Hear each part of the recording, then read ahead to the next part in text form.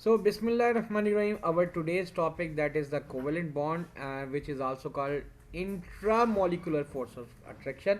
I'm using the term intra, not inter. Intra means inside the molecule. This is the force of attraction which is being created by two non-metallic atoms, okay, by the sharing or mutual sharing of the electrons. I'm just going to explain the phenomena here, but before going to start, अच्छा वैसे generally आप लोगों ने जो O levels के अंदर पढ़ा होगा वो क्या पढ़ा था कि आपके पास जो कोवेलेंट बॉन्ड होता है, there are three types of covalent bond. जो सिंपली जर्नल हम बात कर रहे हैं अभी, वो जर्नल आपके पास तीन तरह की कोवेलेंट बॉन्डिंग आप लोगों ने पढ़ी है ओ लेवल्स के अंदर या आपके जूनियर ग्रेड्स में। एक तो आपके पास सिंगल कोवेलेंट बॉन्ड था जिसको आप सिंगल बॉन्ड भी बोलते थे, शॉर्ट करके इसको सिंगल बॉन्ड भी नाम दिया जाता था। ठीक है जी, सही कह रहा हूँ मैं। एक आपके पास कहलाता है double covalent ji bond. Sir.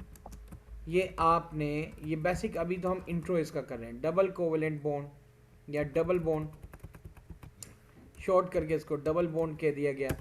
Then the third one अगर हम यहाँ पे कहें जिसको हम कहते थे ट्रिपल कोवेलेंट बॉन्ड या ट्रिपल बॉन्ड, जो कि शॉर्ट करके यहाँ पे इसको ट्रिपल बॉन्ड का नाम दे दिया गया। अब बेटा इन सब चीज़ों में single covalent bond, double covalent bond या ट्रिपल कोवेलेंट बॉन्ड में आपने एक चीज़ जो बड़ी इम्पोर्टेंटली यहाँ पे फील करनी है वो ये करनी है कि इनको सिंगल, डबल या ट्रिपल कोवेलेंट बॉन्ड जो जूनियर सेक्शंस में आप लोगों को पढ़ाया गया है वो क्यों कहते थे और किस वजह से कहते थे। अच्छा, अब यहाँ पे इसकी जो कोवेलेंट बॉन्डिंग की जो आपके पास जो बेसिक डेफिनेशन है जो कि यहाँ पे आप लोगों ने पढ़नी है, जो बेसिक डेफिनेशन है मैं यहीं लिख देता हूँ आगे, इसका कलर हम चेंज करके, दिस बॉन्ड इज फॉर्म्ड। ठीक है, ये क्या है, ये एक इलेक्ट्रोस्टैटिक फोर्स ऑफ अट्रैक्शन नहीं है बल्कि क्या इंटरमोलिकुलर फोर्स ऑफ अट्रैक्शन है। इंट्रामोलिकुलर फोर्स ऑफ अट्रैक्शन है। और कब बनता है, due to the mutual sharing of valence electron. जो आपके जो वैलेंस इलेक्ट्रॉन हैं उनकी म्यूचुअल शेयरिंग की मदद से ये बनता है। अगर एक एटम ने एक इलेक्ट्रॉन शेयर किया है तो दूसरा एटम भी दूसरा इलेक्ट्रॉन शेयर करेगा।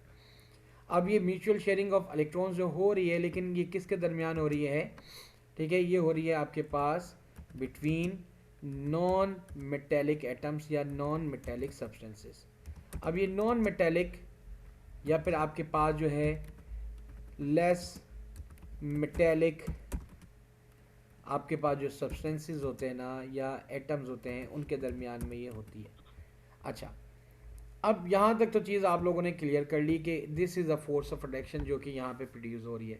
अब सिंगल कोवेलेंट बॉन्ड के अंदर हमारे पास में इसको ये क्या हो रहा है, this is the mutual sharing of, यही सेम वर्डिंग मैं यहाँ पे यूज़ कर रहा हूँ। म्यूचुअल मीन्स इक्वल शेयरिंग है ये of one and one electron, one and one electron, ये एक एक इलेक्ट्रॉन की म्यूचुअल शेयरिंग है। ठीक है बेटा, तो ये एक एक इलेक्ट्रॉन की म्यूचुअल शेयरिंग है। As the name is showing, यहाँ पे आप देख भी रहे हैं कि ये जो नाम नज़र आ रहा है ना आपको, ये covalent. What's the meaning of को, यहाँ पे को मीन्स क्या है, म्यूचुअल शेयरिंग। और ये जो वैलेंट है, okay what sir. Valent means क्या है, मीन्स द वैलेंस इलेक्ट्रॉन या वैलेंस शेल। अब ये ऑलराइट सर। वैलेंस इलेक्ट्रॉन जो है उसकी म्यूचुअल शेयरिंग। और ये अब सिंगल कोवेलेंट बॉन्ड जो आपने प्रीवियसली, इसको थोड़ा सा इंट्रो लेके फिर इसकी डिटेल में जाएंगे। अब ये जो म्यूचुअल शेयरिंग हो गई आपके एक एक इलेक्ट्रॉन की, तो इसको सिंगल कोवेलेंट बॉन्ड या सिंगल बॉन्ड का नाम दिया जाता है। अच्छा जी, अब डबल कोवेलेंट बॉन्ड जो है ये आपके पास क्या है, mutual sharing of two two electrons, यानी कि दो दो इलेक्ट्रॉन्स जो हैं वो यहाँ पे आपके पास क्या हो रहे हैं, वो शेयर हो रहे होते हैं। कि एक एटम अपने दो इलेक्ट्रॉन शेयर करता है, दूसरा एटम भी आपके पास क्या करता है, दो इलेक्ट्रॉन शेयर करता है। ठीक है, और ट्रिपल कोवेलेंट बॉन्ड जो कि आप लोगों ने पढ़ा होगा, इसके अंदर आपके पास तीन तीन इलेक्ट्रॉन्स की शेयरिंग हो रही होती है। अच्छा, अभी तक ना मैंने पढ़ा ना देखा कि चार चार बॉन्ड इलेक्ट्रॉन्स की भी शेयरिंग हो रही हो, लेकिन वो हम हायर ग्रेड्स में जाके देखते हैं वो कैसे होती है, क्या होती है, अभी हम उसको आगे की तरफ बात करेंगे। अच्छा, ठीक है अब सर। यहाँ पे थोड़ा सा इसको हम स्ट्रक्चर इसका ड्रॉ कर लेते हैं जो कि आपने ऑलरेडी पहले भी पढ़ा हुआ है। लेट्स सपोज के मैं वैलेंस शेल यहाँ पे प्रोड्यूस कर रहा हूँ हाइड्रोजन का। ठीक है, दिस इज़ द हाइड्रोजन। और एक और वैलेंस शेल यहाँ पे मैंने प्रोड्यूस कर दिया। इसका मैं कलर थोड़ा सा चेंज कर देता हूँ। This is another hydrogen, let's suppose. ठीक है, अभी हम यहाँ पे इसकी एग्जांपल दे रहे हैं। और एक हाइड्रोजन को, अच्छा दिस इज़ हाइड्रोजन और ये भी हाइड्रोजन है। यहाँ पे ये दोनों ही हाइड्रोजन है, इनके लिए मैंने सेम यहाँ पे कलर यूज़ कर लिए। This is hydrogen and this one is also hydrogen, ये हाइड्रोजन का एटम है। ठीक है, I am just talking about the electrons, और ये वैलेंस इलेक्ट्रॉन की यहाँ पे बात हो रही है। अच्छा, ये जो हाइड्रोजन है इसके अंदर जो इलेक्ट्रॉन है इसको मैंने डॉट के ज़रिए रिप्रेजेंट कर दिया, इसको मैंने क्रॉस के ज़रिए रिप्रेजेंट कर दिया। अब ये क्या होंगे, अब आपको पता है कि एक ही वैलेंस शेल होता है इसमें, और it needs one more electron to complete its outermost shell, यही होता है।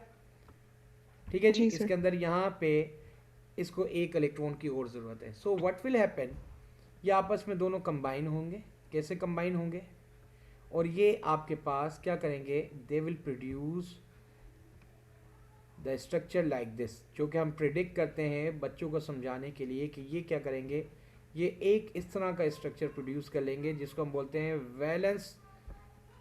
आपका बॉन्ड बनाने के अपना ये जो वैलेंस शेल है, इनकी शेल जो है इनकी मर्जिंग होना शुरू हो जाएगी। लेकिन उससे पहले मर्जिंग कैसे होती है, ज़रा इसके दोबारा चलते हैं। होगा कुछ इस तरीके से, यही आपके पास एक तरफ ये हाइड्रोजन था।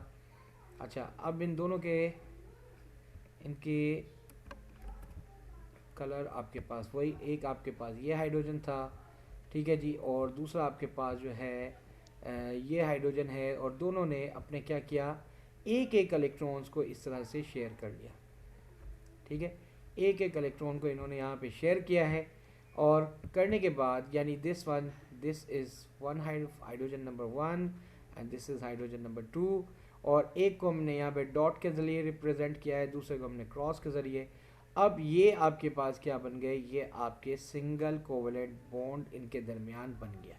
एक देखें डॉट है, एक क्रॉस है। आप इसको यूं भी रिप्रेजेंट कर सकते हैं कि यहाँ पे आपके पास ये हाइड्रोजन, और सिंगल कोवलेंट बॉन्ड के लिए हम एक स्ट्रेट लाइन यहाँ पे लगा देते हैं। ये एक स्ट्रेट लाइन जो है ये रिप्रेजेंट करिए कि इसमें सिंगल कोवलेंट बॉन्ड प्रोड्यूस हुआ है, या सिंगल बॉन्ड प्रोड्यूस हुआ है। This is the basic concept that you have studied. अच्छा, इससे आगे फर्दर क्या होगा, अब ये इन्होंने ये जो दोनों इलेक्ट्रॉन्स हैं, इन दोनों इलेक्ट्रॉन्स ने क्या किया कि इन्होंने मिलके एक आपका बॉन्ड क्रिएट कर लिया, या फिर एक वैलेंस बॉन्ड बना, या एक वैलेंस शेल बना लिया।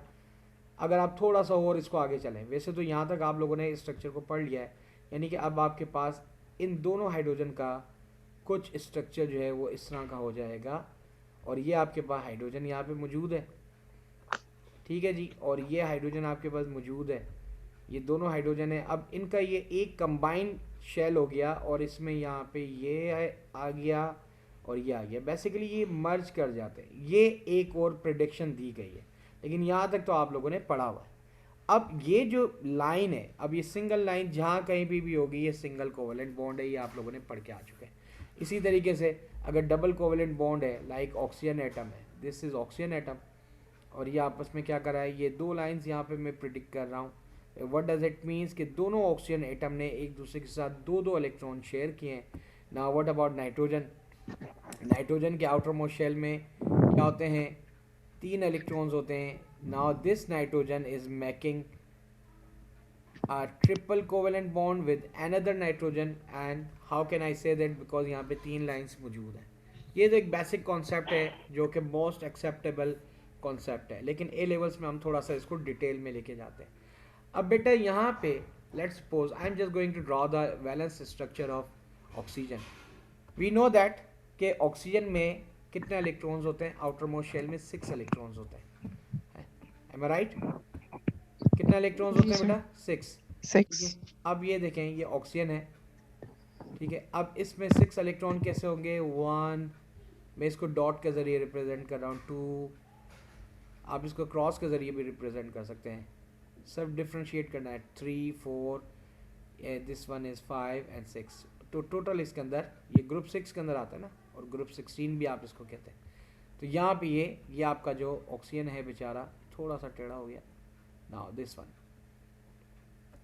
okay, now we have another oxygen, उसका भी एक इसी तरह का वैलेंस हम बना लेते हैं। आपके पास स्ट्रक्चर, ये इसका एक और आपका अपना ऑक्सीजन एटम है, और इसमें भी आपके पास क्या है, दो वैलेंस, क्योंकि ये मोस्ट कॉमन एग्जांपल्स हैं जो आप ओ लेवल्स के अंदर पढ़ चुके हैं, और ये इसका बेसिक एक एंट्रोपी है।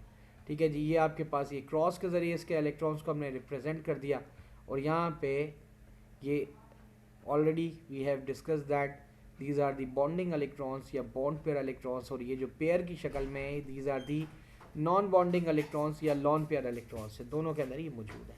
अब ये क्या कहेंगे, ये दोनों इलेक्ट्रॉन्स आपस में शेयर्ड हो जाएंगे, और शेयर्ड होने के बाद इनका जो डॉट एंड क्रॉस डायग्राम बनेगा वो कुछ इस तरह का बनेगा। एक आपके पास ऑक्सीजन का ये हो गया, सेकंड वन आपके पास जो है वो ऑक्सीजन ये हो गया। ठीक है जी, अब ये दोनों इलेक्ट्रॉन्स यहाँ पे अपने किस्म से शेयर कर रहे हैं। We know that now this one, ये तो आपके पास क्या है, दीज आर दी, ये इसके लॉन पेयर इलेक्ट्रॉन्स इस ऑक्सीजन के जो मैंने डॉट के ज़रिए प्रेजेंट कर दिए। These are the crosses, crosses की मदद से ये इसके लॉन पेयर इलेक्ट्रॉन्स में रिप्रेजेंट कर दिए। और अब आपके पास बाकी इन बेचारों ने करना क्या है, दोनों आपके पास ऑक्सीजन को कितने इलेक्ट्रॉन्स की नीड थी, this oxygen also need one more oxygen electron, this oxygen, और यहाँ पे भी एक इलेक्ट्रॉन की नीड है, यहाँ पे भी इसको एक इलेक्ट्रॉन की नीड थी, यहाँ पे भी इसको एक इलेक्ट्रॉन की नीड थी। तो अपने शेल को कंप्लीट करने के लिए इस ऑक्सीजन को भी दो इलेक्ट्रॉन चाहिए, इसको भी दो चाहिए। Now what will they do, अब ये आपके पास ऑक्सीजन जो है बेचारा, ठीक है, मैं इसको, ठीक है, अब ये क्या हो जाएगा, ये एक डॉट, एक क्रॉस, ये डॉट और ये क्रॉस, मीन्स के ये दोनों इलेक्ट्रॉन्स एक एक साथ शेयर्ड हुए। ये कॉन्सेप्ट आप लोग लेके आए हैं। Now the same thing will happen in nitrogen. अब नाइट्रोजन का भी स्ट्रक्चर, अब मैं डायरेक्ट नाइट्रोजन के अंदर आपके पास जो है आउटर मोस्ट शेल में इसके अंदर 5 इलेक्ट्रॉन्स होते हैं, टोटल 7 होते हैं। तो आउटर मोस्ट शेल के अंदर 5 इलेक्ट्रॉन्स होते हैं। पहले हम इस तरफ आ जाते हैं। Now this is nitrogen, another nitrogen we are just talking about another nitrogen like this one, this is another nitrogen. So we know that the structure of nitrogen, this is the valence, okay, इसमें तीन तीन electron shared हुए हैं। Now this one is 1, ये एक एक electron की sharing हो गई, ये दूसरे इलेक्ट्रॉन की डॉट, ये सेकंड क्रॉस, और यहाँ पे आपके पास, अच्छा, ये तीनों को एक साथ 3 डॉट या 3 क्रॉस नहीं बनाइएगा, उससे क्या होता है, थोड़ा सा एम्बिग्यूटी क्रिएट हो जाती है। अच्छा जी, अब यहाँ पे यूजुअली हम ये इसके अंदर ये 2 लॉन पेयर्स यहाँ आ गए, और यहाँ पे इसके एक लॉन पेयर ये आ गया, एक लॉन पेयर जो है वो ये आ गया। अब ये आपके पास नाइट्रोजन का ट्रिपल कोवेलेंट बॉन्ड यहाँ पे प्रोड्यूस हो गया। इसी तरीके से आपके पास like nitrogen can also make single bond, double bond, triple bond also। अब ये नाइट्रोजन इस तरह से भी बॉन्डिंग कर सकता है। लेट्स सपोज अमोनिया का जो स्ट्रक्चर है कुछ इस तरह का होता है, NH3, am I right? What does it mean? It means there are 3 hydrogen atom, they are making the single covalent bond with that nitrogen। यहाँ पे यूजुअली कुछ लोग रिप्रेजेंट करते हैं, कुछ नहीं रिप्रेजेंट करते हैं, और ये इसके क्या है, 2 लोन पेयर इलेक्ट्रॉन्स हैं जो कि यहाँ पे इसके पास ऊपर मौजूद है। Okay, now the same phenomena, nitrogen can also make like this one, कि नाइट्रोजन आपके एक ऑक्सीजन यहाँ पे हो गया, ऑक्सीजन यहाँ पे अटैच हो गया, दूसरी तरफ इसका क्या अटैच हो गया, ये हाइड्रोजन अटैच हो गया, एंड यहाँ पे आपके पास अगर चाहे तो इसके, अब ये आपने 2 लॉन पेयर इलेक्ट्रॉन्स रिप्रेजेंट कर दिए। नाउ रिप्रेजेंटिंग, अब जितना अच्छा एक मॉडल आप रिप्रेजेंट करते हो तो ये आपके पास एक बड़ी अच्छी ज़बरदस्त सी चीज़ बनती है। अब इसको लुईस डायग्राम भी कहते हैं। कभी कभी हम जब थोड़े से एडवांस लेवल में जाते हैं, there is no need to draw the structure here, मैं डायरेक्ट इसको यूँ बना सकता हूँ। ठीक है, तो आपके पास ये हो गया है डॉट क्रॉस डॉट क्रॉस। अब ये लुईस डायग्राम अगर मैं बना रहा हूँ, and this one is dot and cross, ये आपके पास 3 स्ट्रक्चर ये बन गए। अच्छा जी, अब यहाँ पे आपके पास ये ये 2 डॉट्स यहाँ बना दिए और 2 क्रॉस यहाँ बना दिए, आपके ये लुईस स्ट्रक्चर हो गए।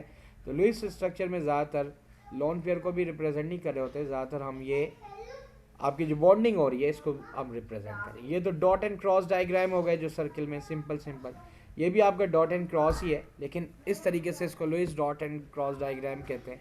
इसको हम लाइन डायग्राम या बार डायग्राम कहते हैं, क्योंकि लाइंस की मदद से आप बॉन्ड्स को रिप्रेजेंट कर रहे हैं। ठीक है बेटा, ओके सर, ओके। अब यहाँ पे अब थोड़ा सा डिटेल में चलते हैं। अब ये नॉन मेटेलिक एटम है।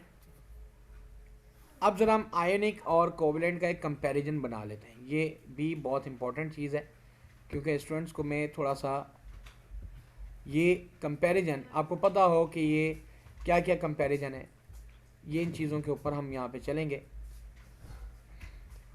कि हमने कहा कि हम कोवलेंट और आयनिक के दरमियान का एक कंपैरिजन क्रिएट करते हैं। ठीक है बेटा, क्योंकि कुछ मॉडल्स और कुछ चीज़ें ऐसी हैं जो कि आपको थोड़ा सा डिटेल स्टडी में जाके करनी पड़ेंगी, but these are the basic information जो कि आपको पास पता होनी चाहिए। अब मैं इसको आई और यहाँ पे बॉन्ड लिख रहा हूँ, या what does it mean? It means this is called ionic bond और this is called Okay. Covalent bond. में इसको सी करके बॉन्ड, मतलब ये चीज़ हो गई। अब पहली आपके पास जो डेफिनेशन है दोनों की आ गई, वो तो आपको पता ही चल गया। This is the electrostatic force of attraction among the positive and negative ions. तो इसके अंदर तो आपके पास सबसे पहली बात तो ये है, positive and negative ions involve होते हैं, यानी कैटाइन एंड एनाइंस की फोर्स ऑफ अट्रैक्शन। ठीक है, अब इसके अंदर आपके पास क्या होता है, इनके अंदर आपके पास एटम्स इन्वॉल्व होते हैं। और कौन से एटम्स होते हैं? Non metals. नॉन मेटल्स होते हैं। ठीक है, मैं यहाँ पे NM लिख देता हूँ। NM मीन्स आपके पास ओनली नॉन मेटेलिक एटम्स की इन्वॉल्वमेंट है, जबकि यहाँ पे आपके पास मेटेलिक आयन और यहाँ पे आपके पास नॉन मेटेलिक आयन जो है it is being involved here. अच्छा, यहाँ तक चीज़ हो गई। ये तो आपके पास फर्स्ट डेफिनेशन है ना। सेकंड आपके पास जो हम यहाँ पे बात करते हैं, जो सेकंड आपके पास फोर्स ऑफ अट्रैक्शन यहाँ पे इसके अंदर तो ये तो पता है कि ऑक्सीडेशन और रिडक्शन हो रही है। नॉन मेटल्स इलेक्ट्रॉन एब्जॉर्ब कर रहे हैं और मेटल जो है वो इलेक्ट्रॉन लूज कर रहे हैं। ऑक्सीडेशन एंड रिडक्शन का प्रोसेस हो रहा है आयनिक बॉन्डिंग के अंदर, और कोवेलेंट बॉन्डिंग में म्यूचुअल शेयरिंग हो रही है। मोस्ट इम्पॉर्टेंट पार्ट अब यहाँ पे आपको जो यहाँ पे अपने जहन में रखना है, वो तो अब डेफिनेशन की तरफ में नहीं जा रहा। अब यहाँ पे आपके पास आयनिक बॉन्ड जो होते हैं they are electrical conductor. They are electrical conductor, यानी जिन सब्सटेंसेस के अंदर आयनिक बॉन्ड होगा वो इलेक्ट्रिकल कंडक्टर होंगे।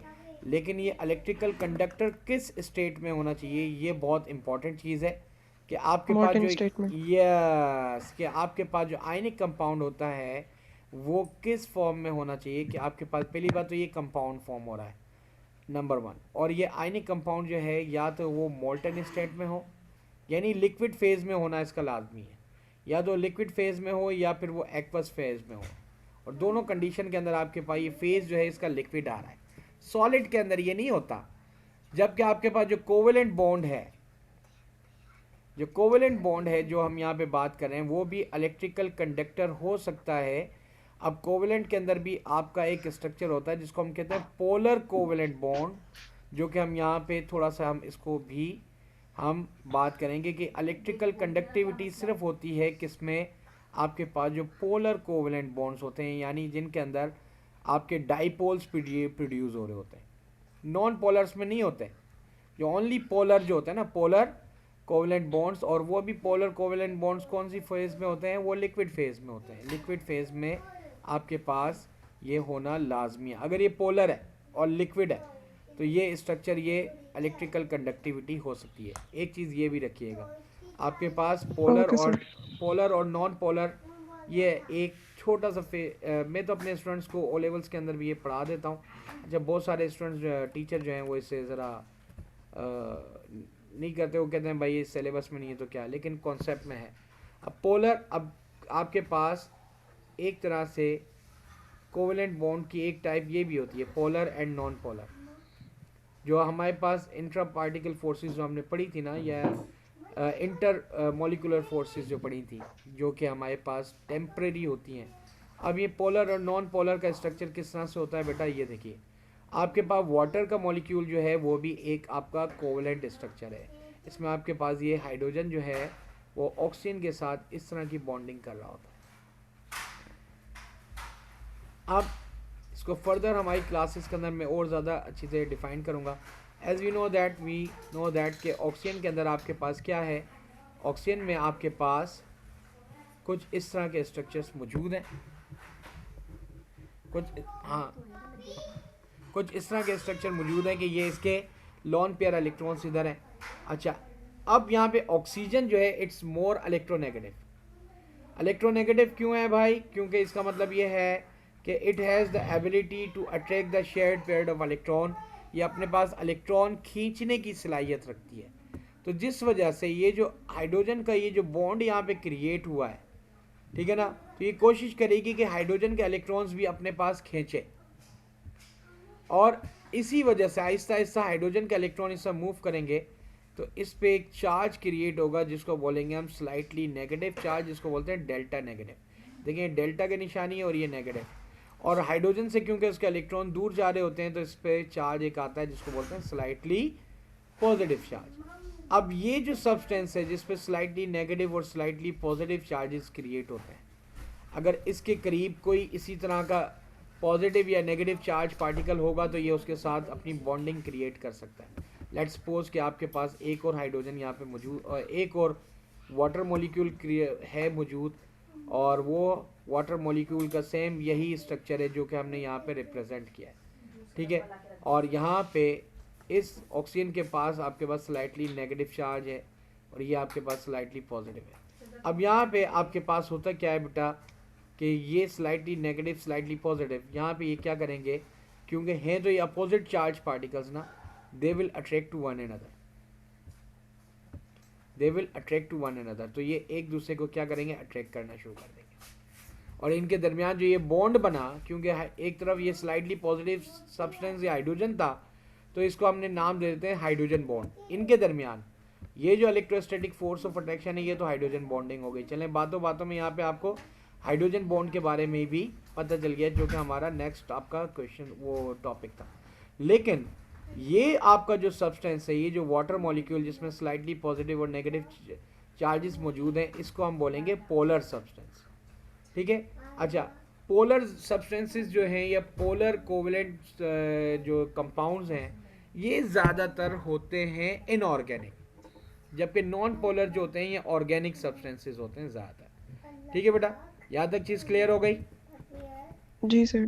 ओके, अब इसका मतलब ये है कि ये कुछ प्रॉपर्टीज़ हैं जो आयनिक और कोवेलेंट के अंदर एक जैसी हैं। एक तो ये है कि आयनिक में तो प्योरली पॉजिटिव नेगेटिव आयन्स होते हैं ना, या चार्जेस होते हैं, लेकिन अगर कोवेलेंट बॉन्ड पोलर क्रिएट हो रहा है तो उस पर slightly positive negative charges create हो सकते हैं, और they can also conduct heat and electricity. अच्छा, एक चीज़ और भी है जो कि हम लोगों ने कल भी डिस्कशन में लेके आए थे। आयनिक बॉन्ड जो है सिर्फ और सिर्फ ये किसके दरमियान बनता है, ये बनता है आपके कंपाउंड्स के दरमियान, यानी इनमें दो डिफरेंट चीज़ें होंगी तो डेफिनेटली हेट्रोएटॉमिक नेचर है तो ये कंपाउंड ही होगा। जबकि आपका जो कोवेलेंट सब्सटेंस है ये मॉलिक्यूल्स क्रिएट करता है ज़्यादातर, और ज़्यादातर मॉलिक्यूल क्रिएट करने के अंदर अच्छा जॉइंट कोवेलेंट स्ट्रक्चर भी होते हैं। ये मॉलिक्यूल भी स्ट्रक्चर प्रोड्यूस कर रहा है, और जॉइंट कोवेलेंट स्ट्रक्चर जिसको हम मैक्रोमोलिक्यूलर स्ट्रक्चर भी कहते हैं वो भी हम इसके अंदर प्रोड्यूस हो रहे हैं। और मॉलिक्यूल जो होते हैं वो सेम भी हो सकते हैं, जिसको एलिमेंटल मॉलिक्यूल कहते हैं, जिसको हम बात करते हैं किसकी, एलिमेंट्स की, यानी molecules of elements and molecules of compound. जैसे वाटर एक कंपाउंड है लेकिन एक मॉलिक्यूल भी है क्योंकि ये कोवेलेंट है, तो ये हो गया मॉलिक्यूल ऑफ कंपाउंड की बात आ जाएगी। लेकिन एलिमेंट्स की अगर हम बात करते हैं तो वो आपके पास जैसे हाइड्रोजन गैस, क्लोरीन गैस, ठीक है, ओजोन, ये आपके पास ये क्या है, ये एलिमेंट्स हैं जिनमें एक जैसे या एक ही फैमिली के या जो है ना एलिमेंट्स या एटम्स मौजूद हैं। अब कंपाउंड के अंदर तो ये डिफरेंट है, तो ये आपके पास H2O, ये तो कंपाउंड ही आया। तो ये कुछ Okay, sir. डिफरेंसेस थी जो कि आपके पास आयनिक और कोवेलेंट के अंदर ये डिफरेंसेस आपको पता होनी चाहिए। सो लेकिन the most important phenomena that you need to understand here, यहाँ पे बेटा मैं अब आपके साथ अपनी स्क्रीन यहाँ पे शेयर करने जा रहा हूँ। The most important phenomena that you need to understand here कि कोवेलेंट बॉन्डिंग के अंदर जो कोवेलेंट सब्सटेंस हैं वो सॉलिड भी हो सकता है, वो लिक्विड भी हो सकता है, वो गैसेस स्टेट में भी हो सकता है। सॉलिड के अंदर let's suppose I am just talking about diamond है, ग्रेफाइट है, सिलिकॉन डाइऑक्साइड है, जो सिलिका जिसको रेत बोलते हैं, दे ऑल आर सॉलिड। अगर सॉलिड है तो उसका melting point, boiling point high होगा। एम आई राइट? जी लेकिन सर। अगर नेचुरली बात कर रहा हूँ मैं, अगर मैं बात करता हूँ मिसाल के तौर पे अगर लिक्विड की, तो वाटर एक लिक्विड सब्सटेंस है, ठीक है, इथेनॉल एक लिक्विड सब्सटेंस है, लेकिन ये कोवेलेंट भी हैं। अब गैसेस की बात करें, जैसे क्लोरीन एक गैस है, ऑक्सीजन एक गैस है, अमोनिया एक गैस है, और ये कोवेलेंट भी हैं, लेकिन ये आपके पास इस तरह से है। अब सॉलिड सब्सटेंसेस का मेल्टिंग बॉइलिंग पॉइंट कोवेलेंट में हाई होता है, लिक्विड का मॉडरेट होता है, और गैसेस का बहुत कम होता है। लेकिन अगर हम आयनिक कंपाउंड्स की बात करें तो आयनिक कंपाउंड्स जो हैं वो हमेशा वो सॉलिड क्रिएट हो रहे होते हैं। हम उनको लिक्विड करते हैं, उनको हीट वगैरह देने के बाद, स्पेशल ट्रीटमेंट के बाद ना, लेकिन नेचुरली ये सॉलिड ही होते हैं जो आयनिक कंपाउंड्स होते हैं। और सबसे बड़ी मज़े की बात यह है, अगर वो सॉलिड है तो उनका मेल्टिंग बॉइलिंग पॉइंट जो है वो हाई होगा। और आयनिक कंपाउंड्स के अंदर हमेशा लैटिस प्रोड्यूस हो रहा होता है, यानी एक long chain of positive and negative ion चारों डायमेंशन के अंदर। लेकिन कोवेलेंट जो हैं ये दो तरह के सब्सटेंस हो सकते हैं, या तो ये सिंपल मॉलिक्यूलर सब्सटेंस भी बना सकते हैं और कॉम्प्लेक्स। सिंपल के अंदर तो आपके पास मॉलिक्यूल प्रोड्यूस होगा, कोवेलेंट के अंदर एक जाइंट कोवेलेंट स्ट्रक्चर है, जैसे आपका स्टार्च का मॉलिक्यूल है, थाउजेंड्स ऑफ ग्लूकोज से एक स्टार्च का मॉलिक्यूल बनता है, ठीक है जी। ग्रेफाइट है, ग्रेफाइट के अंदर थाउजेंड ऑफ कार्बन से एक ग्रेफाइट का यूनिट क्रिएट हो रहा था, एक रिपीटेशन आ रही होती है ना उसमें, लेकिन उसके अंदर जो मेन फिनोमिना है वो आपके पास है क्या, वो तो कोवेलेंट ही है। तो अब ये स्ट्रक्चर्स तो आपके पास यहाँ पे बता दिए गए। अब यहाँ पे इस कोवेलेंट स्ट्रक्चर के मुताबिक, ठीक है, हमारे पास ये इस तरह से कुछ स्ट्रक्चर सामने आ रहे होते हैं, ये आपने ऑलरेडी किए हुए थे। ये एक सिंपल इंट्रो था कोवेलेंट का, और एक स्ट्रक्चर यहाँ पे हम लोगों ने बताया। अच्छा, अब इसके मुताबिक ही इन्होंने कहा कि हमें कुछ ड्रॉ करने हैं dot and cross diagrams of the following. ये क्वेश्चन नंबर 2 पे आ जाए। ये देखें स्ट्रक्चर्स तो आपके सामने मौजूद है, I am going to make it zoom. अब ये देखें ये डिफरेंट स्ट्रक्चर्स हैं, लाइक इनकी आपके प्रैक्टिस, ये हाइड्रोजन का मॉलिक्यूल, दिस इज CH4, ये देखें 4 हाइड्रोजन, एक कार्बन के Sir, वैलेंस sharing नहीं हो रही screen. ओके, ओ सॉरी सॉरी सॉरी, और I am very sorry, I was thinking मैंने शेयर कर दिया। Okay, now this one, now look at here बेटा,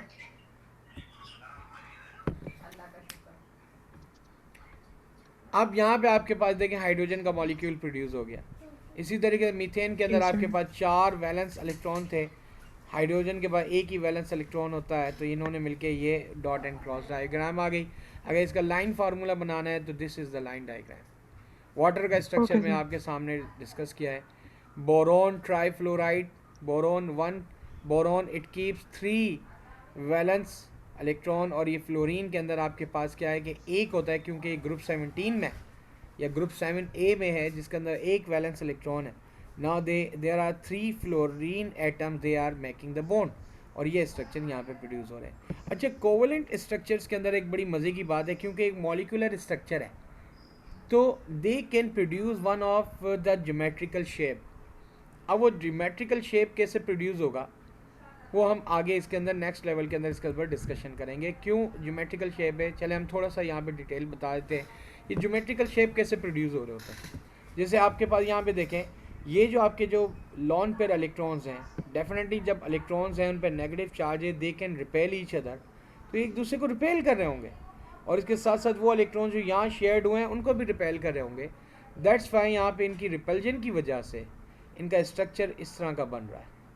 जबकि अमोनिया के अंदर आपके पास नाइट्रोजन जो है इसके अंदर एक ही वैलेंस वो लोन पेयर इलेक्ट्रॉन है, तो इसकी रिपल्जन अगर ये 3 डायमेंशनल है तो इस तरह का स्ट्रक्चर बनेगा। ठीक है, अब ये आगे इसको मज़ीद हम डिटेल में करते हैं। कुछ सवालात को यहाँ पे पहले देखते हैं। क्वेश्चन नंबर 3 के अंदर जैसे लिखा हुआ है टेट्रा क्लोरोमीथेन CCl4। ठीक है, अब आप मुझे इसके अंदर बेटा गाइड करेंगे और हम इसको, और फॉस्फोरस 3 क्लोराइड। पहले टेट्रा क्लोरोमीथेन की बात करते हैं। ब्रोमीन का स्ट्रक्चर तो बड़ा आसान है। ठीक है, वी नो दैट ब्रोमीन में एक एक क्योंकि ये भी ग्रुप 17 में तो एक ही वैलेंस इलेक्ट्रॉन होगा, तो जिस तरह से जो सिंगल बॉन्ड बनता है वैसे ही बनेगा। अब मैं टेट्रा क्लोरोमीथेन CCl4 की बात कर देता हूँ। तो ये सेम स्ट्रक्चर आपके पास मीथेन की तरह ही है, बस कार्बन के साथ हाइड्रोजन की बजाय क्या होगा, क्लोरीन आ जाएगी। अब ज़रा हम दोबारा अपने वाइट बोर्ड पे आते हैं बेटा। हम दोबारा वाइट बोर्ड की तरफ आते हैं। Now I am just going to make another skin here. अब बेटा यहाँ पे एक मोस्ट इम्पॉर्टेंट क्लोरीन का स्ट्रक्चर, क्लोरीन के मैं सिर्फ आउटर मोस्ट शेल को यहाँ पे डिफाइन कर लेता हूँ। ठीक है बेटा, अब क्लोरीन जो है Okay, sir. आपके पास we know that it keeps the 7 electrons. मैं इसको डॉट या cross, it's up to you. मैं चलें डॉट से इसको रिप्रेजेंट कर देता हूँ। ये डॉट से मैंने इसको रिप्रेजेंट कर दिया। ये क्लोरीन है, इसमें 7 इलेक्ट्रॉन्स हैं। अब 3 तो लोन पेयर्स हैं, यानी कि 6 इलेक्ट्रॉन्स पेयर्स बना रहे हैं ना, जो ये डायरेक्ट आपके पास कोवेलेंट बॉन्डिंग में या आयनिक में इन्वॉल्व नहीं होते। But there is only 1 electron, that is 1। हमारे पास कंपाउंड था दैट इज़ टेट्रा क्लोरोमीथेन। ठीक है, वैसे तो हम ऑर्गेनिक जो हम कंपाउंड्स की नॉमेनक्लेचर में जाते हैं, मैथ का मतलब होता ही 1 कार्बन है, टेट्रा मीन्स होता है 4, क्लोरो मीन्स क्लोरीन कि यहाँ पे 4 क्लोरीन है, और मीथेन का मतलब है 1 कार्बन, यानी मैथ मीन्स होता है 1 कार्बन, यानी 1 कार्बन। तो यहाँ पे 4 क्लोरीन 1 कार्बन के साथ स्ट्रक्चर बना रही हैं। तो इधर ये 4 क्लोरीन है। अब ये 4 क्लोरीन जो हैं यहाँ पे बेचारा 1 कार्बन है, और we know that what is the structure of carbon. अच्छा, मैं कार्बन के लिए यहाँ पे थोड़ा कलर इसका चेंज कर देता हूँ। ये कार्बन है बेटा, और ये कार्बन के अंदर हमें पता है इसकी ये it's a tetravalent. White is called tetravalent क्योंकि इसके आउटर मोस्ट शेल के अंदर 4 इलेक्ट्रॉन्स होते हैं। Got it? There are 4, oh sorry, जी सर। 4 आपके पास वैलेंस इलेक्ट्रॉन होते हैं, ये इस तरीके से।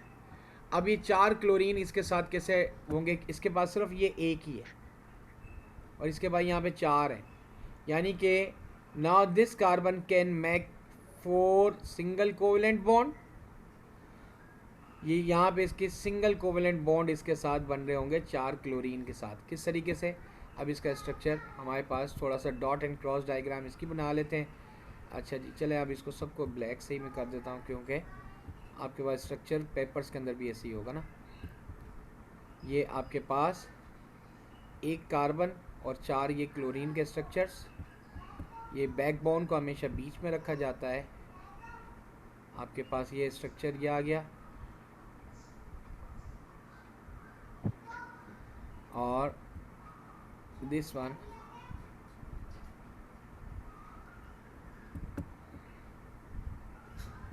ठीक है जी। अब यहाँ पे देखें, ये इसके डॉट्स बना देते हैं। दिस इज़ कि यहाँ पे इसके अंदर ये जो 6 इलेक्ट्रॉन्स तो ऐसे ऑक्यूपाइड हो गए। ठीक है जी, और ये हो गया आपका क्लोरीन। अच्छा, ये सवाल ये, और ये इसका डॉट, और ये कार्बन का क्रॉस यहाँ पे आ गया। ठीक है जी, दिस इज़ कार्बन, ठीक है सर। और यही यहाँ पे रिपीटेशन हो जाएगा। तो dot and cross diagram of ionic substance and dot and cross diagram of covalent substances आपके एग्ज़ाम में आते हैं, और बच्चे इसके अंदर थोड़े से कंफ्यूज हो जाते हैं। वो बेचारे क्या करते हैं, जो आयनिक वाले हैं उनको कोवेलेंट बना देते हैं, जो कोवेलेंट वाले हैं उनको आयनिक बना देते हैं। सिंपल याद रखें भैया, आपके पास मेटल एंड नॉन मेटल वाला चक्कर, अगर मेटल और नॉन मेटल इन्वॉल्व है तो इसका मतलब है metal will produce the positive ion and the non metal will produce the negative ion. This is chlorine, और ये डॉट एंड क्रॉस डायग्राम यहाँ पे आ गया। अच्छा, अब This one is also chlorine. Now this is about the simple basic intro of what? The simple basic intro of covalent bonding. ठीक है, ये टेट्राक्लोरोमीथेन आपके पास प्रोड्यूस हो गया. अब यहाँ तक तो चीज़ आपकी क्लियर हो गई. दिस इज़ टेट्राक्लोरोमीथेन, इसका डॉट एंड क्रॉस डायग्राम हो गया. बाकी भी आपके पास सिंपल आसान ही है. Now we are moving towards the topic. अब ये जो नेक्स्ट टॉपिक आपके पास है कि मल्टीपल कोवेलेंट बॉन्ड्स, ये भी हमने double covalent bond, triple covalent bond, ये हमने स्ट्रक्चर्स बना दिए. अब यहाँ पे यहीं पे एक बड़ी मज़े की बात आती है जो कि हम ओ लेवल्स में बच्चों को, अच्छे जो टीचर्स होते हैं बता देते हैं हल्का फुल्का, क्योंकि ओ लेवल पाकिस्तान में बड़ा टाइम कंज्यूमिंग प्रोसेस है. 3 साल में जाके करते हैं, जबकि 1 साल का सर्टिफिकेशन है, वो 3 साल में बच्चे को करवा रहे होते हैं. तो इसको हम कोऑर्डिनेट बॉन्डिंग या डेटिव बॉन्डिंग या डेटिव कोवेलेंट बॉन्डिंग या को आयोनिक बॉन्डिंग, जो मैं आपको, मेरा जो फर्स्ट लेक्चर था बॉन्डिंग का, उसमें आपको बताया था. ठीक है बेटा. अब ये डेटिव बॉन्डिंग कैसा है, अब ज़रा इसके ऊपर आ जाते हैं कि डेटिव बॉन्डिंग किस तरह से है, या डेटिव कोवेलेंट बॉन्डिंग कैसे है, या इसको को आयोनिक बॉन्डिंग कैसे कहते हैं. चलें जी, एक और स्किन प्रोड्यूस करते हैं और यहाँ पे मैं ज़रा आपके पास इसको बताता हूँ ये कैसे है. अमोनिया का स्ट्रक्चर बना रहा हूँ बेटा, लाइन डायग्राम ज़रा गौर से देखिएगा. अमोनिया के बाद 3 वैलेंस इलेक्ट्रॉन है, एक इस हाइड्रोजन के साथ, एक इस हाइड्रोजन के साथ, और यहाँ पे एक इस हाइड्रोजन के साथ होता है. यही होता है, ऐसे ही होता है. अच्छा जी, अब यही होता है. यहाँ पे हमने इसके वैलेंस, आपके पास जो इलेक्ट्रॉन थे जो कि लोन पेयर फॉर्म में थे, मैंने इसको यहाँ पे डॉट्स के ज़रिए रिप्रेजेंट कर दिया. अच्छा बेटा, कुछ तरीक़ाकार ऐसे है कि वी नो दैट के नाइट्रोजन के अंदर कितने इलेक्ट्रॉन्स हैं. वी नो दैट के नाइट्रोजन में 7 इलेक्ट्रॉन्स हैं. तो इसमें प्रोटॉन भी कितने होंगे? 7 ही होंगे ना. ठीक है, प्रोटॉन भी 7 ही होंगे. तो इसके ऊपर चार्ज क्या होगा? 0, क्योंकि 7 पॉजिटिव 7 नेगेटिव. प्रोटॉन के +7 चार्ज, नेगेटिव इसका 7 इलेक्ट्रॉन, तो ये हो गए आपके पास 0 चार्ज. एक हाइड्रोजन के अंदर एक ही इलेक्ट्रॉन होता है, एक प्रोटॉन होता है ना. इसके अंदर आपके पास ये 1 इलेक्ट्रॉन, ठीक है जी, यानी 1 नेगेटिव चार्ज, और इतने ही इसमें आपके पास होते हैं प्रोटॉन चार्ज. ठीक है ना. अब ज़रा इसको थोड़ा सा समझें. अब इसके साथ साथ ये चीज़ तो आपके पास ये. सो देयर आर, अब यहाँ पे आपके पास क्या है? 3 हाइड्रोजन है. सो इट मीन्स दैट यहाँ पे कितने इलेक्ट्रॉन्स हो जाएंगे? ये मल्टीप्लाई बाय इसको 3 कर दें, ये 3 इलेक्ट्रॉन्स हो गए, और ये मल्टीप्लाई बाय 3 कर दें, यहाँ पे 3 प्रोटॉन्स हो गए. अच्छा बेटा, टोटल अगर मैं करूँ तो इसका मतलब क्या हो गया? 7 इलेक्ट्रॉन इसके और 10, तो ये हो गया आपके पास, ये टोटल इस अमोनिया के मॉलिक्यूल में 10 इलेक्ट्रॉन्स हैं, और 10 इलेक्ट्रॉन्स के साथ 10 ही प्रोटॉन है. यानी ओवरऑल इस अमोनिया के मॉलिक्यूल पे कोई चार्ज नहीं है. ठीक है बेटा. द चार्ज इज नथिंग, 0, नल, क्योंकि इलेक्ट्रॉन प्रोटॉन दोनों ही इस मॉलिक्यूल में 0 है. ठीक है बेटा, यहाँ तक चीज़ क्लियर है? जी सर. चलें इसके पड़ोस में चलते हैं. अब इसके पड़ोस में एक चीज़ मौजूद है जिसका नाम है HCl, हाइड्रोजन क्लोराइड या हाइड्रोक्लोरिक एसिड. हाइड्रोजन क्लोराइड जो गैसोस स्टेट में होता है उसको हम बोलते हैं HCl. अब ये HCl है, वी नो दैट. अभी थोड़ी देर पहले हमने कहा कि इसमें क्या है कि मैं इसको लेट सपोज के क्रॉस के ज़रिए रिप्रेजेंट कर देता हूँ. चलें जी, ये क्रॉस हो गए आपके, ये क्रॉस हो गए. इसके अंदर आपके पास ये 6 इलेक्ट्रॉन्स ऐसे होते हैं जो कि 3 पेयर में, यानी 3 लोन पेयर बना रहे होते हैं, और एक तो इसने इसके हाइड्रोजन के साथ बना लिया. अच्छा, अब क्लोरीन जो है, जो या फिर जितने भी हेलोजेंस हैं ग्रुप 17 वाले जो है ना, फ्लोरीन, क्लोरीन, ब्रोमीन, आयोडीन, एस्टोटीन, या नॉन मेटल्स होते हैं, वो होते हैं इलेक्ट्रोनेगेटिव, और ये हाईली इलेक्ट्रोनेगेटिव है. This is more electronegative as compare to hydrogen. अगर मैं यहाँ पे बात करूँ कि मोर इलेक्ट्रोनेगेटिव, यहाँ पे मैंने कहा मोर, यहाँ पे एक टर्म इस्तेमाल की इलेक्ट्रोनेगेटिव. इलेक्ट्रोनेगेटिव से मुराद क्या होती है कि it has the ability to share और attract the electron of other substance.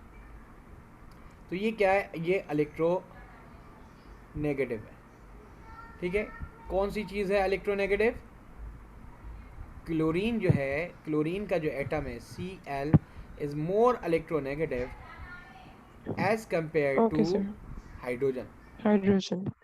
As compare to hydrogen is more electronegative as compare to hydrogen atom. अब क्या होगा, ये कोशिश में लगा होगा कि किसी भी तरीके से इस हाइड्रोजन का मैं एक इलेक्ट्रॉन इससे कैप्चर कर लूँ। वो इसको अट्रैक्ट करते करते करते करते करते एक वक्त आएगा, और वी नो दैट हाइड्रोजन के अंदर तो एक इलेक्ट्रॉन एक ही प्रोटॉन होता है, और यहाँ पे भी अगर मैं इस पूरे मॉलिक्यूल का अगर मैं ओवरऑल चार्ज, ये पोलर सब्सटेंस है, ये क्या है, ये पोलर सब्सटेंस है। क्यों पोलर है?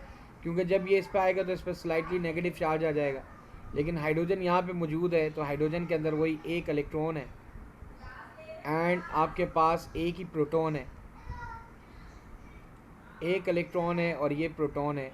अब क्लोरीन के हवाले से when we talk about the chlorine, तो क्लोरीन के अंदर हमारे पास कितने होते हैं, टोटल 17 इलेक्ट्रॉन्स हैं। ठीक है जी, एंड यहाँ पे हमारे पास क्या है, 17 ही प्रोटॉन्स हैं। तो टोटल नंबर ऑफ 7, अब यहाँ पे अगर मैं इसको टोटल करूँ तो HCl के अंदर भी अगर मैं यहाँ पे टोटल करूँ तो HCl के अंदर हमारे पास के टोटल 18 इलेक्ट्रॉन्स हो गए, हाइड्रोजन एंड क्लोरीन के मिला के, एंड HCl के अंदर टोटल हमारे पास 18 प्रोटॉन हो गए। तो ओवरऑल अगर देखा जाए तो ओवरऑल तो कोई इसके ऊपर चार्ज नहीं है, इलेक्ट्रिकली न्यूट्रल है। लेकिन ये इलेक्ट्रोनेगेटिव होने की वजह से आहिस्ता आहिस्ता ये इलेक्ट्रॉन को अपनी तरफ खींचता है खींचता है खींचता है, और आपके पास स्ट्रक्चर जो प्रोड्यूस होगा बेटा, it will produce like this. ये क्या करेगा, इस हाइड्रोजन को किक आउट कर देगा, इसका एक इलेक्ट्रॉन भी अपने पास कैप्चर कर लेगा। As you know that hydrogen keep only one electron one proton, अब इसका एक इकलौता इलेक्ट्रॉन भी चला गया तो इस पर आ गया पॉजिटिव चार्ज। और ये जो क्लोरीन था उसका स्ट्रक्चर कुछ इस तरह का मैं बना रहा हूँ, ये क्लोरीन से ये हो गया क्लोराइड। ठीक है बेटा, अब ये क्लोराइड हो गया क्योंकि अब इसके अंदर अगर मैं इसके डॉट एंड क्रॉस, सिर्फ मैं इसका सर्कल नहीं बना रहा, मैं यहाँ पे सिर्फ इसको रिप्रेजेंट कर रहा हूँ। अब ये इस तरीके से अगर मैं इसको रिप्रेजेंट करूँ तो इसके पास now it has one more electron ना, तो अब इस पर नेगेटिव चार्ज आ गया। अब होता क्या है, अब ये बेचारा गम का मारा, ये हाइड्रोजन जिसका स्ट्रक्चर कुछ इस तरीके से बना हुआ है, इसका एक इलेक्ट्रॉन था वो भी इस क्लोरीन ने इससे छीन लिया है due to the more electronegative nature. अब इसके पास 2 इलेक्ट्रॉन्स की जगह खाली है। ठीक है जी, अब ये 2 इलेक्ट्रॉन की जगह खाली है, इसके वैलेंस शेल में 2 इलेक्ट्रॉन चाहिए। अब ये नाइट्रोजन से अब इसके ऊपर है पॉजिटिव चार्ज। अब ये जो आपके पास स्टेप है, अब इसके अंदर क्या होगा, ये जो हाइड्रोजन आयन है जिसको हम प्रोटॉन भी कह रहे हैं, ठीक है, ये क्या होगा, वो इसके साथ जाके ये जो 2 इलेक्ट्रॉन्स हैं ना, इनके साथ अपनी बॉन्डिंग बना लेगा। ठीक है, और बॉन्डिंग बनाएगा तो कुछ स्ट्रक्चर जो बनेगा बेटा जी वो कुछ इस तरह का बनेगा। आपके पास ये नाइट्रोजन जो स्ट्रक्चर था वो इस तरह का था। ठीक है बेटा, ठीक है, अब ये आपके पास अमोनिया का स्ट्रक्चर था, लेकिन अब इसके 2 इलेक्ट्रॉन्स जो है, लोन पेयर इलेक्ट्रॉन्स जो है वो इसके साथ शेयर्ड हो गए। तो मैं यहाँ पे इसको रिप्रेजेंट करूँगा एक एरो की मदद से, क्योंकि नाइट्रोजन ने अपने दोनों इलेक्ट्रॉन इसके साथ शेयर कर दिए हैं, और ये आपके पास यहाँ पे जो हाइड्रोजन आयन था वो इसके साथ आ गया। अब यहाँ पे एक और आपको जो कॉन्सेप्ट है ना वो यहाँ पे आपको सीखना है। अब ये जो आपके पास बना है, ये बना है कॉम्प्लेक्स आयन या हेट्रोएटॉमिक आयन। कॉम्प्लेक्स आयन या heteroatomic ion, what does it means, कि एक ऐसा आयन जिसमें एक से ज़्यादा एटम्स की इन्वॉल्वमेंट हो उसको हम हेट्रोएटॉमिक या पॉली एटॉमिक या कॉम्प्लेक्स आयन कहते हैं।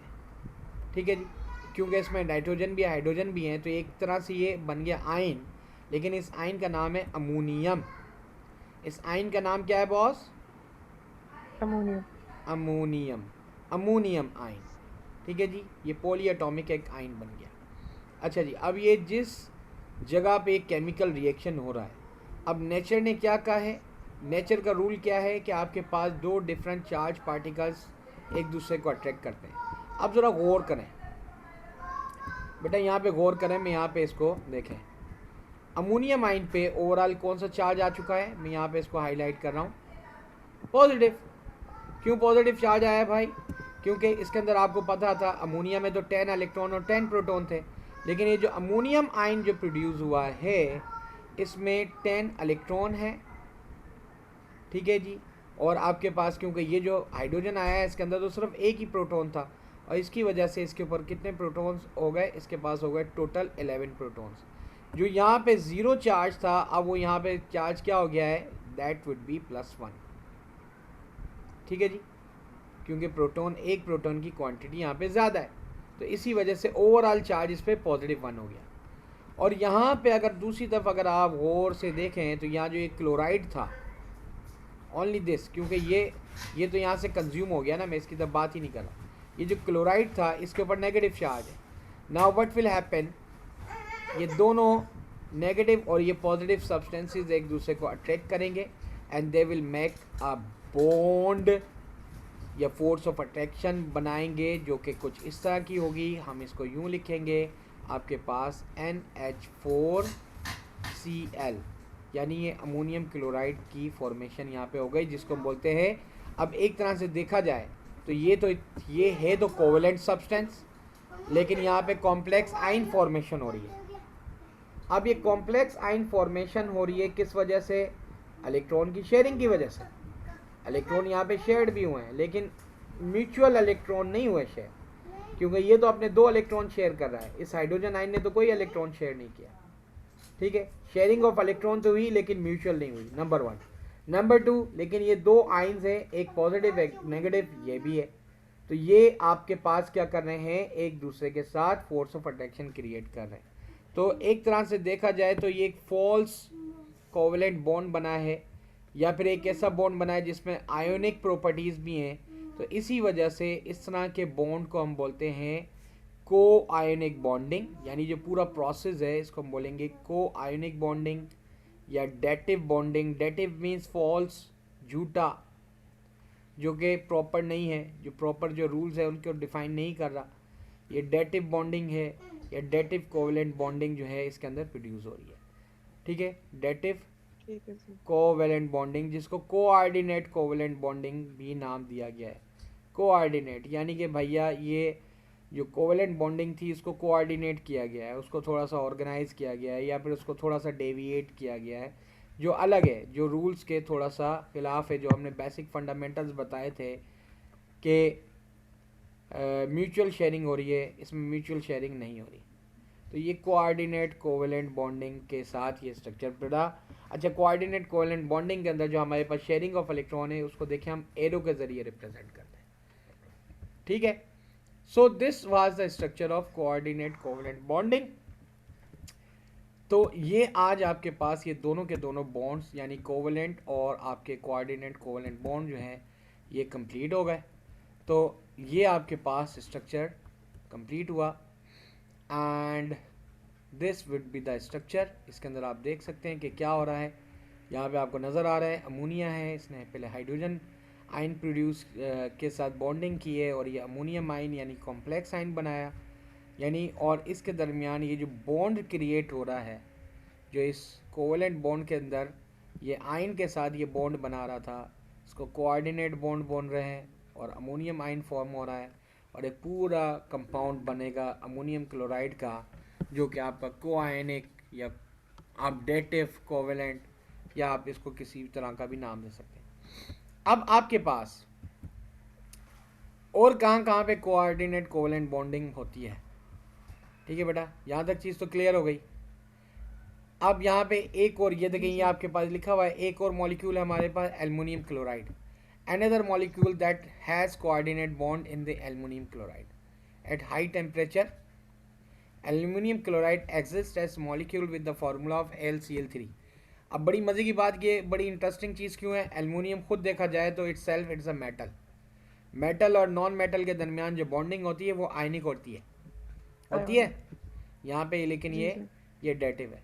और कौन सी कंडीशन में हो रही है, हाई टेम्परेचर पे, जब आप उसको ज़्यादा टेम्परेचर दे रहे हो। This molecule is electron deficient, क्योंकि इसके अंदर इलेक्ट्रॉन की डेफिशिएंसी है, and it still needs 2 electron to complete the outer shell of aluminum atom. यानी एल्युमिनियम को 2 इलेक्ट्रॉन चाहिए.